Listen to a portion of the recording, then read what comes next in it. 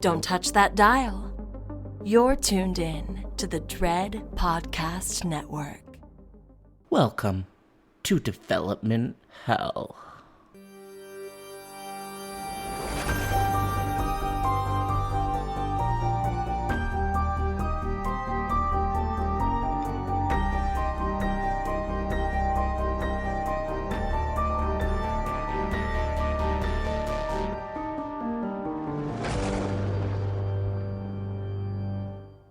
I am your host, Josh Corngut. I am the managing editor of Dread Central. I am also a filmmaker in Toronto, Canada. Hi, everybody, and welcome back to a brand new episode of Development Hell. Now, usually on this podcast, we bring you the news on horror movies that didn't really make it past the finish line. But every once in a while, we like to pick the brains of the most exciting voices in indie horror. In the past, we've brought you interviews with the director of Orphan First Kill, The Mortuary Collection, All About Evil, and Werewolves Within. Today, we are talking with writer-director Carter Smith about his queer horror trapped in the woods nightmare, Swallowed. Please enjoy this interview with writer Carter Smith. This podcast is a proud member of the Dread Podcast Network.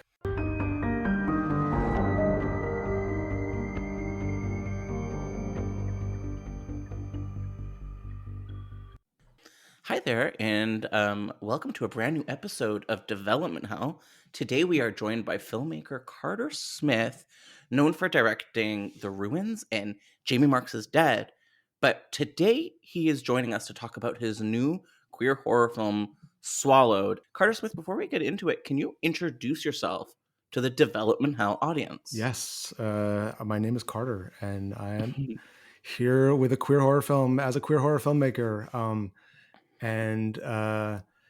I come to horror and filmmaking from the world of photography and stills, and have always sort of had one foot in each world. And the more time I spend making films, and especially on a film like this, getting to make the film exactly that I wanted to make, I think I'll be spending more time making films. Okay, well, I absolutely hope so.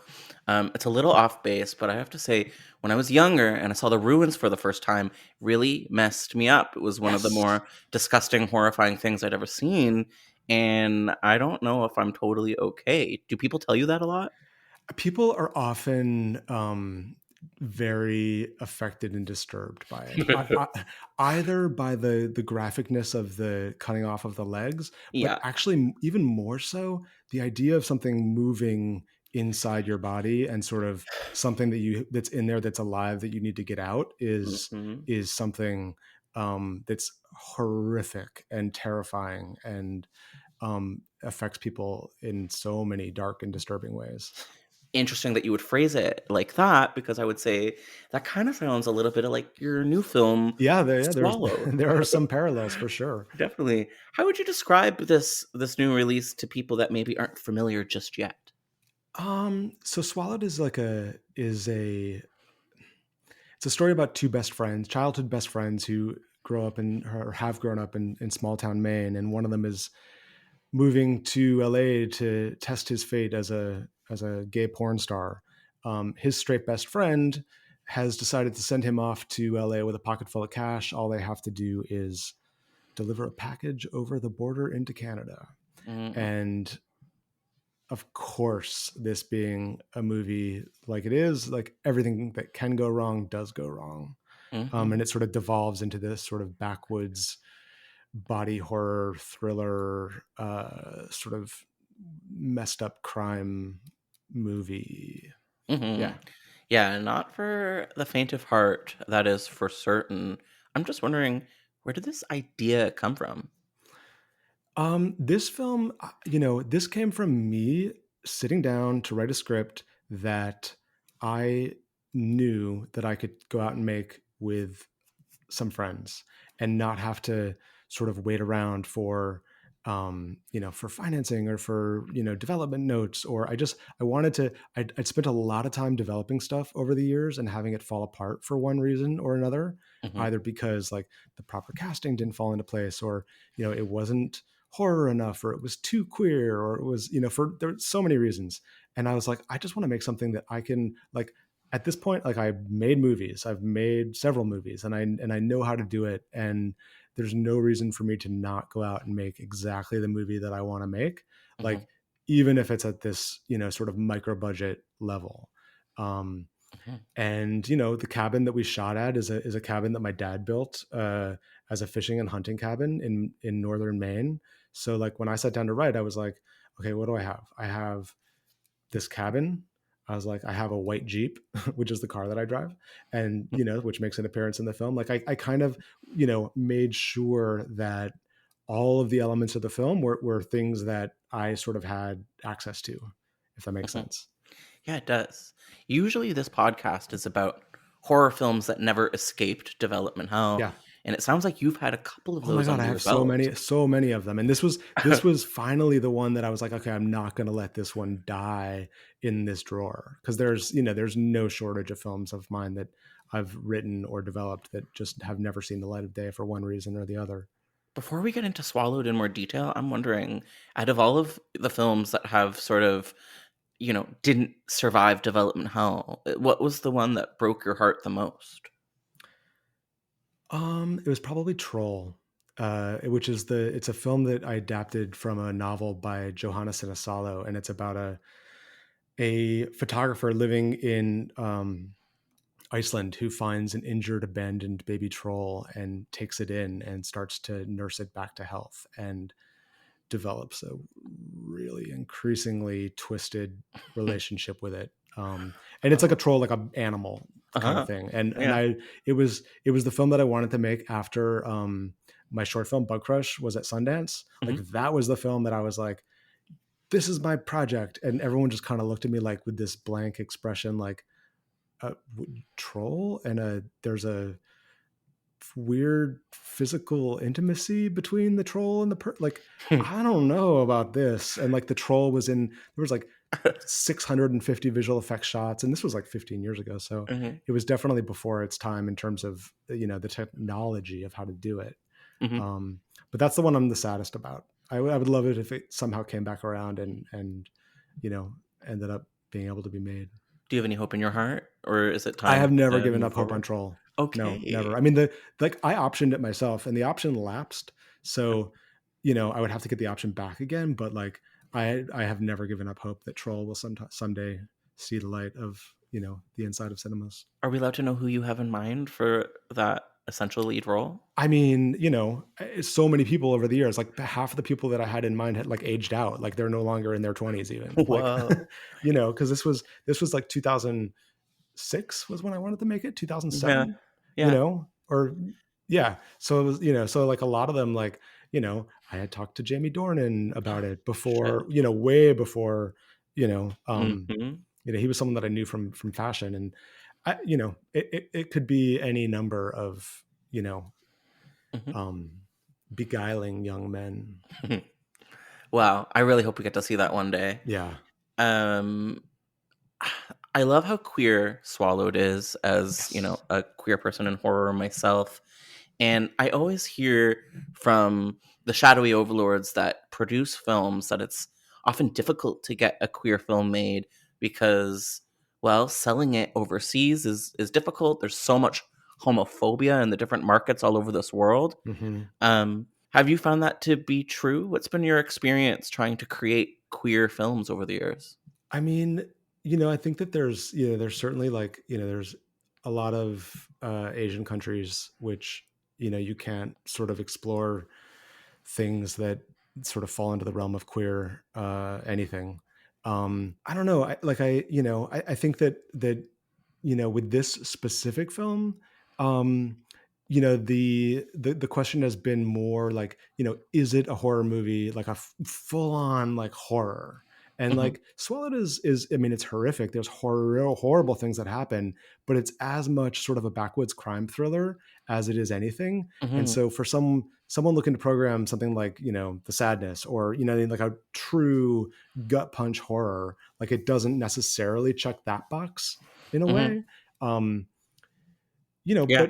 but I mean, in most territories I haven't it hasn't been an issue. I mean, of course there's ones that just are off the table right away, Mm-hmm. but that is is kind of no surprise. And you sort of know going into it, okay, I'm not going to get a foreign sale in, the Middle East What or, was it like selling this film? Were people ready to become involved with it, or were people nervous based on the content?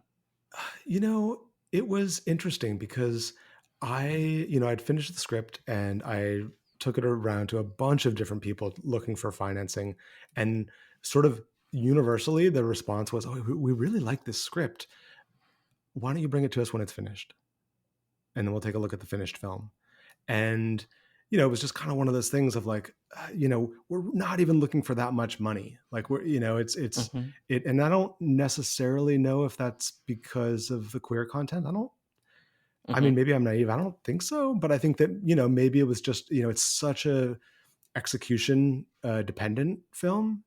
Um, Mm-hmm. and I think that in a lot of ways, like when I write as a writer who's writing something that I'm going to direct, maybe there's a shorthand that I use to myself that doesn't necessarily make it 100% clear on the page what Mm-hmm. is going to be on the screen. Um, but like nobody wanted to come in for financing, and it was luckily it had been created. It was sort of crafted to be a film that could happen without any of that outside Mm-hmm. investment. But then once it was done, it was kind of like, oh, we love it. It's amazing. Mm-hmm. Congratulations. Of It's, course. it's this, it's that. I'm like, okay, yeah. Like, where were you 6 months ago? 8 months ago. Mm-hmm. Mm-hmm. So people may already know, but there's a really extraordinary performance in this film by horror icon Mark Patton. How did Yes. he become involved in this film? I wrote the part for him, Oh, and I saw him in Scream Queen, and I just became wow. like fascinated by like Mark Patton, the person. And sort of that was the starting point for the Rich character. And like I'd never met him. I saw him at a Q&A after Scream Queen at a screening once. Hmm. Um, and I just sent him a DM on Instagram. Wow. Yeah. And I was like, I wrote a movie and I wrote it with you in mind and I want you to play Rich. And, he was like, he didn't respond for a couple days. And then, he's pretty active on Instagram. So he got back to me and he was like,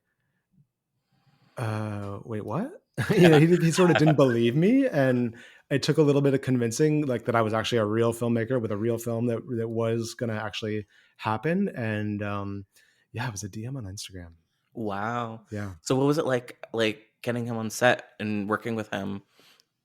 oh, it was amazing. I mean, he was one of the seeing him in Nightmare 2 was probably the first time that I saw myself in any of these horror movies that I loved so much growing up. And, I don't think that I necessarily understood what it was that I recognized in him, but like I, I knew that Jesse and I had something in common. Mhm. And, so it was sort of this amazing full circle, however many years later, to get to work with him and to have him, star in this, you know, unabashedly queer horror movie, which is something that he'd never really gotten to do before. Mhm. And he was just He's so excited to play that too, to have fun with a role like Rich, who's like, who's Rich is a lot, and uh he's fun to play. yeah, he's really fascinating to watch, and the performance is so good. I'm wondering, has that performance been gaining attention yet? Because I feel like if it's not yet, it will. Yeah. Have you been hearing things? Have people been Yeah. I speaking mean, up? people are also just so happy, so excited to see him in stuff. Like that's at festival screenings and, sort of taking it on the road during the festival run of the film. People are just so like, excited to see him in film, as a Yeah, character, and yeah. it's been one of the most exciting things about the whole process is like, watching him, get to shine in this, spotlight of like of Mhm. richness. Has he picked up any awards in the festival circuit yet? um no, I mean the film we won best feature at New Fest in Wow. New York. Yeah. um Congrats.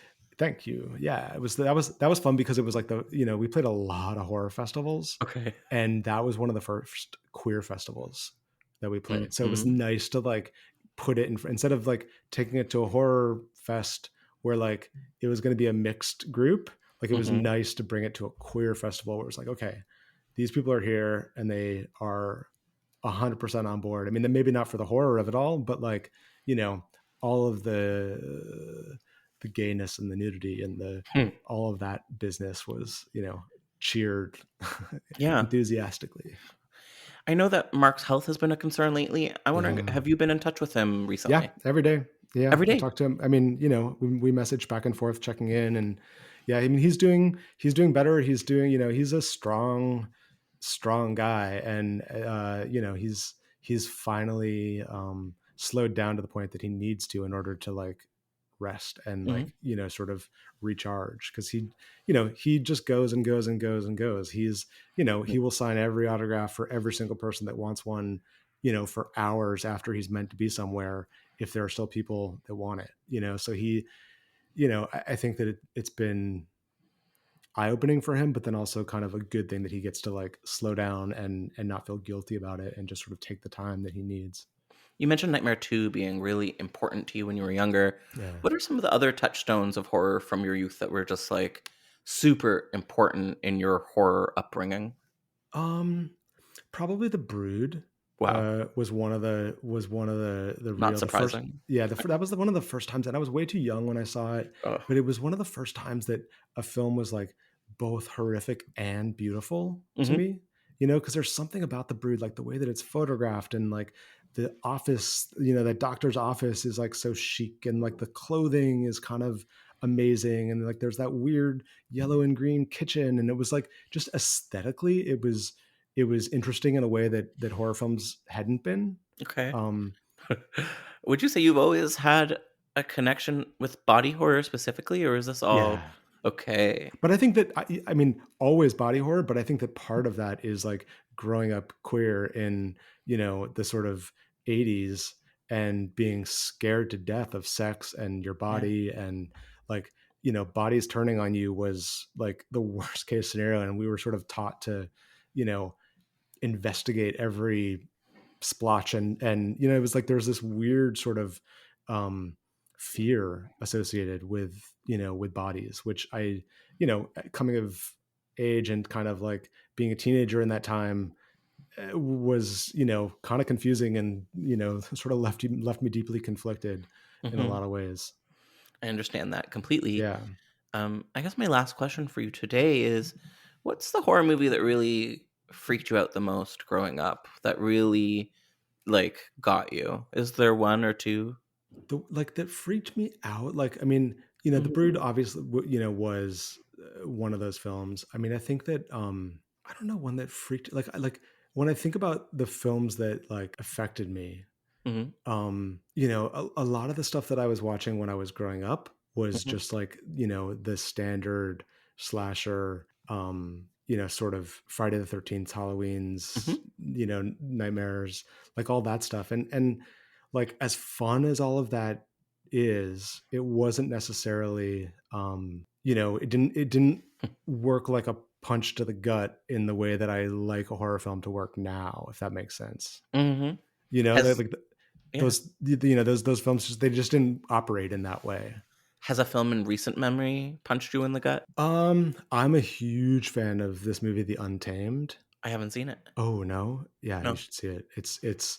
Uh, it's queer and it's scary and it's dark and it's sexy and it's really really good. I think it's on Shutter at the moment. Okay.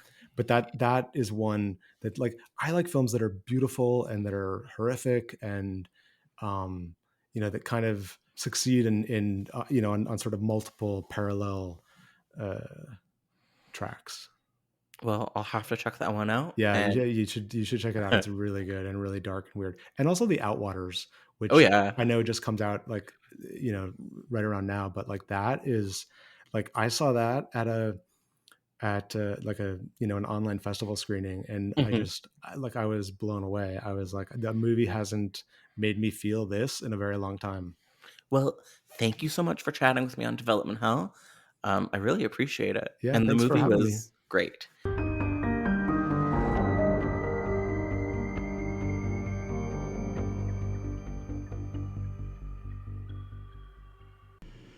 Thank you so much for listening to Development Hell. If you enjoy this podcast, then please do us a major favor of leaving us 5 stars and writing a positive review. It really makes all the difference in the world. We'll see you next week with a brand new episode of Development Hell. Thank you for listening to the Dread Podcast Network.